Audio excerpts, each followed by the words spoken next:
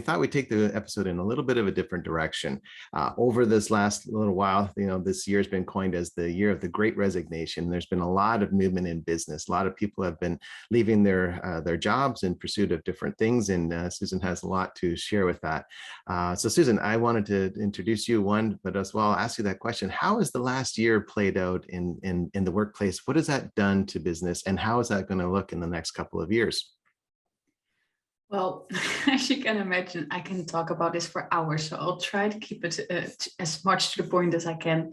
But yeah, as we've all known these last few months, there has been a lot of sudden changes that lasted for a long, long time.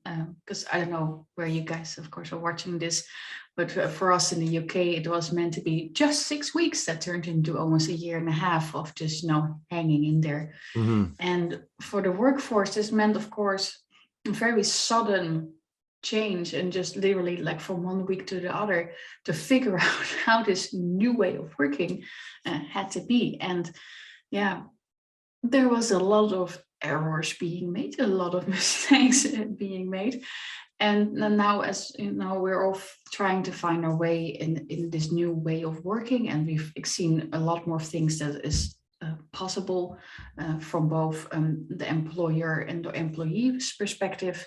It's been really interesting to see the opportunities that is brought with us. And not all employers are understanding this, and luckily there are like my clients, especially like in like fintech or digital agencies, marketing agencies, they really understand how to make this work for them. So as you mentioned, the Great Resignation wave of 2021, I really love that name, but what I think it shows is that employees are understanding and also seeing what was possible for them in the last year and a half, and having that ability to like work from home, be more flexible with your time, working around your schedule, for example, with your children, or if you have an elderly mother who needs help with like grocery shoppings, once a week, for example.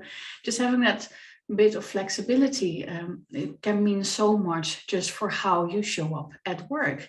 Because that's one of the things I always say. It's so important to understand that people have a life beyond the desk. And once we understand that the person in front of you is not just a number, not just their employee number on their salary check once a month, you can really learn to utilize people's strength in regards to, of course, like productivity, the way they show up, the ideas they have, the way the work and everything flows. And I think people are now realizing that they actually have a choice. So that's why we're seeing that big shift happening in the market. Interestingly, we talked earlier before we were on camera, and you had mentioned how there was a big difference. You're a Dutch lady that moved out of mainland Europe into the UK, and there was differences in how employers sort of treated flexibility from one country to the other, and that's within Europe. You can imagine within the differences between Europe and North America or even Asia. I think the change, as you're mentioning, employers requiring to be more flexible in working with people, and life is beyond the desk. That's going to actually affect some countries even more distinctly, because they're very hard and fast on the being at work and having a rigid sort of 60-week schedule or 60-hour-a-week schedule. So I would imagine your comments are going to probably dig a little deeper in some countries over others.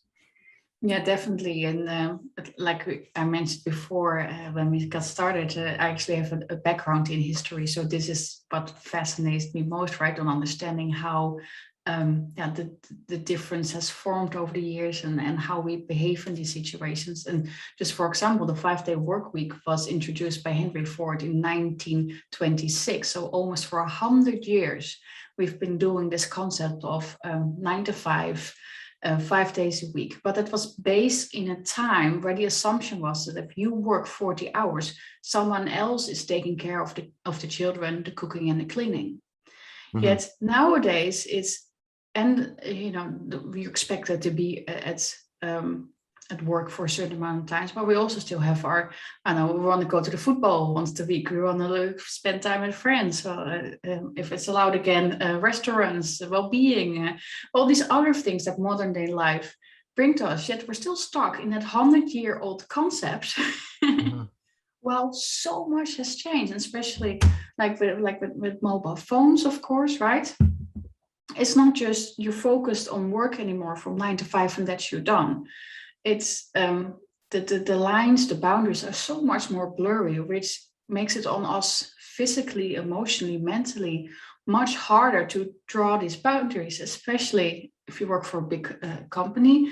You've got different time zones. If you have your phone on and have a work app on that, and you still get like day and night work coming in, popping up, you'll never get a break.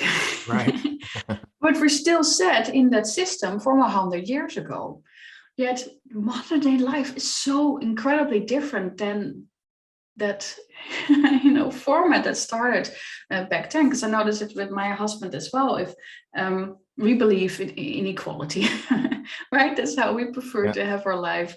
I have my business, he has his job, and then we've divided things we do with the children and like with household, that kind of stuff. But if he's away for work overnight a lot, it's virtually impossible for him to play catch up on the weekends. He's absolutely exhausted. Mhm. So unless I basically provide a free childcare service and all that kind of management stuff for his employee, he can just not make that fit in the time he has Yes. available. And I told him as well a few weeks ago. I said, yeah, no wonder.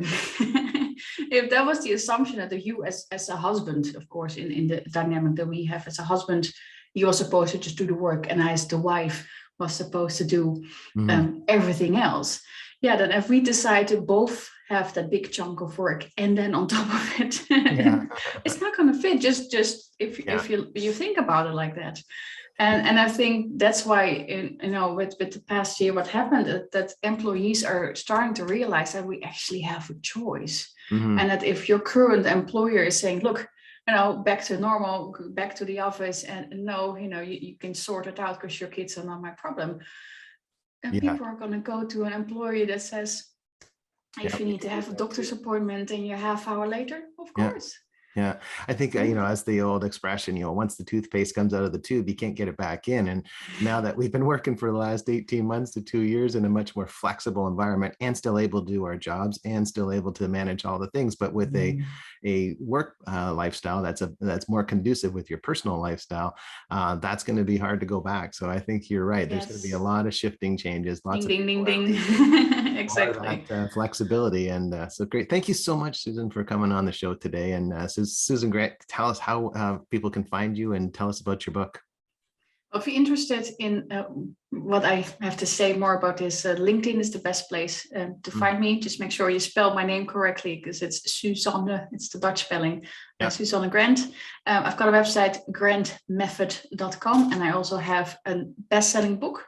This is specifically aimed at female entrepreneurs, CEOs, managers, because I dive in this whole concept of the female versus male paradigm. But of course, if you're male, you want to read it, or you are non-gender, or however you define yourself, the principles are still the same. Just a chapter about motherhood and such is not going to resonate as much. But for this book, you can go to dropthestruggle.co.uk and you can get a Kindle edition via Amazon or a hard copy, and that ships to all over the world. So no matter where you are, you can get yourself a copy. Super, super, super. Thank you so much for coming on the show today. Really appreciate it. My pleasure.